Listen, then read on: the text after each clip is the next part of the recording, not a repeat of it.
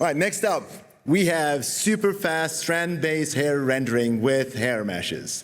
And I have to say, I'm very proud to announce 3 of my students upstage here, and they're going to be presenting our work together.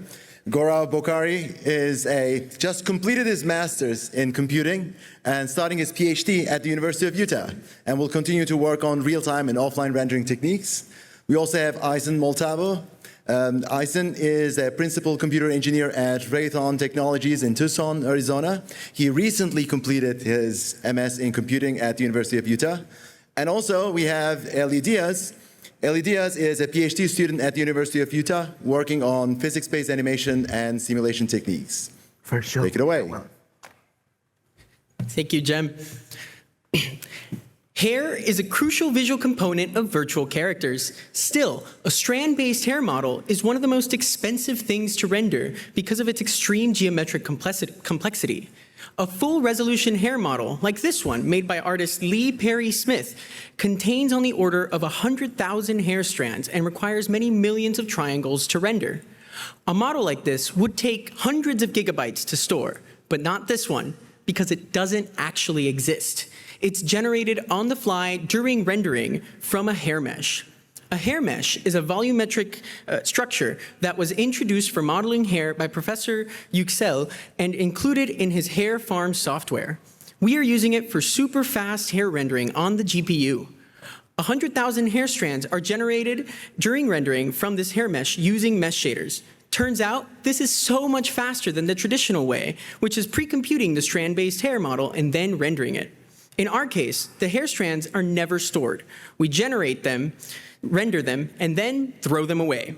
The entire hair groom is defined by the hair mesh and a bunch of procedural styling parameters. This also makes it super cheap to switch between different hairstyles or tweak the hairstyles on the fly. Aysen, can you tell us how we can style the hair strands? Yes, I can. What you see on the screen is something very similar to a traditional, very simple hair groom coming from a DCC tool like Maya or Blender. If you want to change the style, you need to go back to your tool, restyle, re-export, re-import into your game engine. But what if we can do this directly in our game engines? This is exactly what we built. As you can see on the UI here, we implemented a very few common operations for styling. We have clump, curl, freeze, kink, and fuzz. Of course, we haven't implemented all the available hairstyling functions, but if you want to add your custom one, it is very easy and straightforward to do so. Gaurav, let's make this a little bit more interesting by adding kink. Let's do it. So you can see we can play with the strength parameter to add more kink to the hair. Also, if we want to, we can isolate the style to be just closer to the tips. God, I wish I had hair to style it like this. A typical hair groom is hundreds of megabytes in size. Our system only needs kilobytes to define one hair mesh. This means that between the memory of a single typical contemporary hair groom, we can store 100,000 unique hair models. We just need to store the hair mesh and these few parameters. These are some quick styles we created with this tool. With this technology, it is easier than ever to experiment and isolate and play with hairstyling.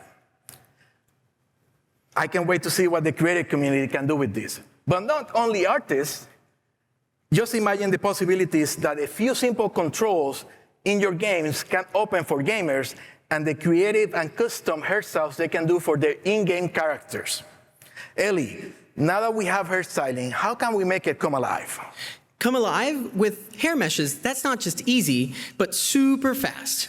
Hair meshes allow us to animate the strands and move them around. Watch how our model is moving with our mouse and the hair is responding accordingly. But these animations are handled by animating the hair mesh alone. Our hair mesh is actually simulated using a precision-based dynamic simulation that maintains the shape and form of the original hair mesh, even recovering the shape after intense simulation. Since our strands are generated on the fly, they just follow the shape of the hair mesh. But can we do more? Here, we have a Utah teapot model. Let's put some hair on it. Watch how it moves around our empty world. I think it looks a little lonely. Can we add some friends? Maybe a couple more? How about a dozen? How about a couple more dozen? Gaurav, how many teapods can we possibly have? A lot more. With our system, we can render hundreds of teapots. Oh my gosh, the teapots just keep falling. The teapots don't have full resolution hair meshes, right? They have to be instantiated. Absolutely not. What you're seeing here, let me prove that these are actually full resolution strand models. Let's take a closer look. As you can observe, each teapot here has 20,000 hair strands. And overall, total, you can see 4 million strands rendered currently in front of you. But that means 250 million triangles. We can't possibly do that, right? Absolutely not. What you're seeing here is just a fraction of the amount. As we're doing strand level rendering, we can actually deploy clever LOD techniques to not only change the curve details, but the strand counts based on the camera distance. But what about shadows and hair color? Shadows are super fast. Even for a large scene, since we're doing strand-based rendering, we can approximate opacities of each hair's fragment and render volumetric shadows. And for hair color, we can actually simulate light multiple scattering using state-of-the-art techniques like dual scattering approximation. Wow, we've seen beautiful hair models from this stage before, and now, for the first time, we can show you hundreds of them in the same scene.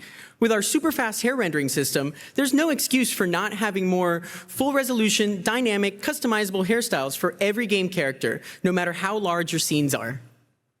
Thank you.